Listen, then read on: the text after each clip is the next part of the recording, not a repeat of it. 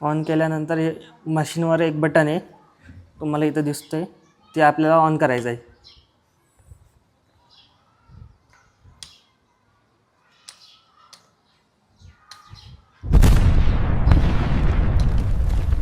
आजच्या व्हिडिओमध्ये आज आपण पाहणार आहोत आगारोची हाय प्रेशर वॉशर मशीन, जे की आपण गाडी धुवायला किंवा घर वगैरे साफ करायला, माती वगैरे साफ करायला किंवा सोलार पॅनल वगैरे धुण्यासाठी जी आपण वापरतो, ती आज याची आपण अनबॉक्सिंग करून कशा प्रकारे ही मशीन वापरता येऊ शकते.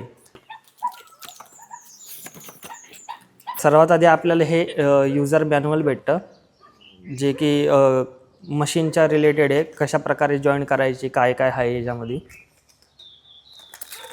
हा तुम्हाला एक 8 मीटरचा एक हॉर्स पाईप भेटतो, जो की आपल्या प्रेशर गनला वापरायचा आहे. 6 मीटरचा एक इनलेट पाईप भेटतो, जो आपल्याला बादलीमध्ये किंवा तुम्हाला टाकीमध्ये किंवा नळाला जोडायचं असेल तर त्यासाठी तुम्ही वापरू शकता. हा फॉर्म कॅनल आहे, तुम्ही पाहू शकता. फॉर्म कॅनल एक छोट्या साईजमध्ये आपण वाटलं तर गाडीचं वॉश करताना सुद्धा दाखवतो. अशा प्रकारे हा फॉर्म कॅनल आहे. यामध्ये काही कनेक्टर्स आहे, जे की बकेटमध्ये टाकण्यासाठी, नळाला जॉईन करण्यासाठी आणि इनलेटला जॉईन करण्यासाठीचे कनेक्टर्स आहे. ही अशा प्रकारे ही वॉशर गन भेटते, पाहू शकता. ही अशा प्रकारची काही गन आहे, यातून आपला प्रेशर जसा पाहिजे तसा करू शकतो. आणि शेवटला आपली ही मोटार.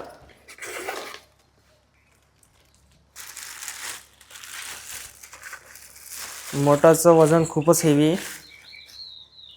अशा प्रकारे ही मशीन पाहायलाच मिळते. इथं 2 बटनसुद्धा दिसत आहे, एक ऑनचं आहे आणि एक ऑफचं आहे.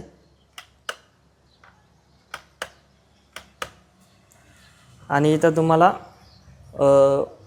प्रेशर गेज दिसतोय, ज्यामध्ये आपण किती प्रेशरने आपलं पाणी जात आहे ते आपल्याला याच्यामधून दिसू शकतं आहे.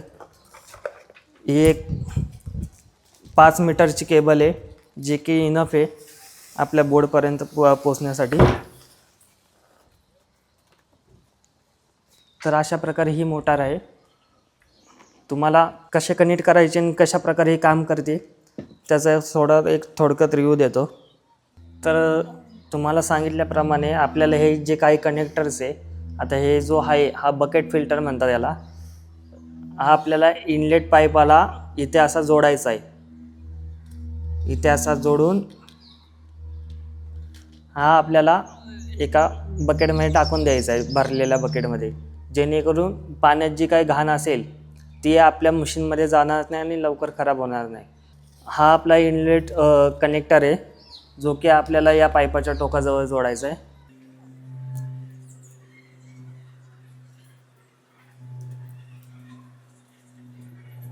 अशा प्रकारे जोडायचा आहे. हे मी काढून घेतलेलं आहे. हा पाईप आपल्याला आता याच्यामध्ये टाकायचा आहे आणि लॉक करायचा आहे. असा पाहू शकता, मी अशा प्रकारे हा पाईप लॉक केलेला आहे. आता मशीनची पाहू शकता, ही खालची बाजू आहे, ही वरची बाजू आहे. ही वरची बाजू म्हणजे आउटलेट, खालची बाजू म्हणजे इनलेट, ज्यातून पाणी मशीनच्या आतमध्ये जाणार आहे. तर आता आपल्याला इथं हा जो कनेक्टर आहे हा इथं आपल्याला जोडून घ्यायचा आहे.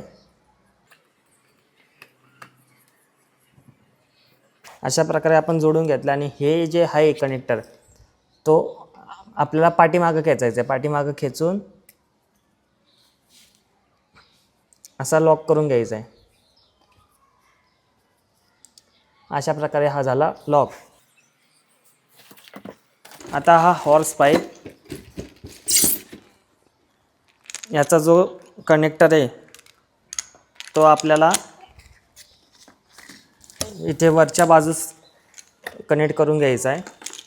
याला आधीपासूनच कनेक्टर असतो. हा फक्त कनेक्टर थोडासा मागं घेऊन याच्यामध्ये पाईप टाकून हा आपल्याला फिरून घ्यायचा. तर अशा प्रकारे झालं तुमची मशीन रेडी. आता इथं हॉस पाईपच्या पुढे जी गन भेटते आपल्याला, त्या गनमध्ये आपल्याला हा कनेक्ट करून घ्यायचा आहे.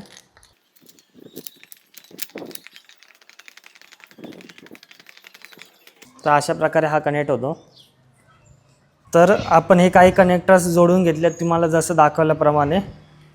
तर आता आपण एक पॉवर सॉकेट जोडूया.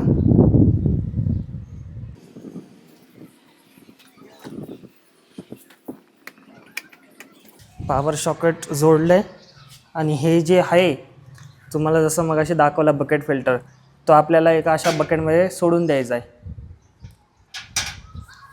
आणि आपली जी पॉवर सॉकेट आहे ती ऑन करायचं आहे. ऑन केल्यानंतर हे मशीनवर एक बटन आहे तुम्हाला इथं दिसतंय, ते आपल्याला ऑन करायचं आहे.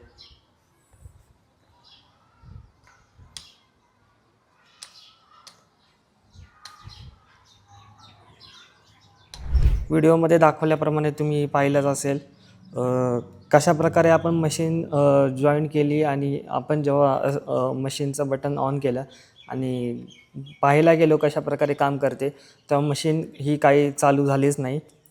त्यामुळे मी आता ही पुन्हा पॅक करून कंपनीला रिटर्न करत आहे.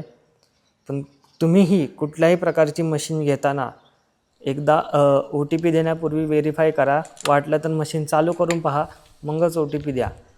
आता हे मला पुन्हा हेलपाटा झाला की नाही.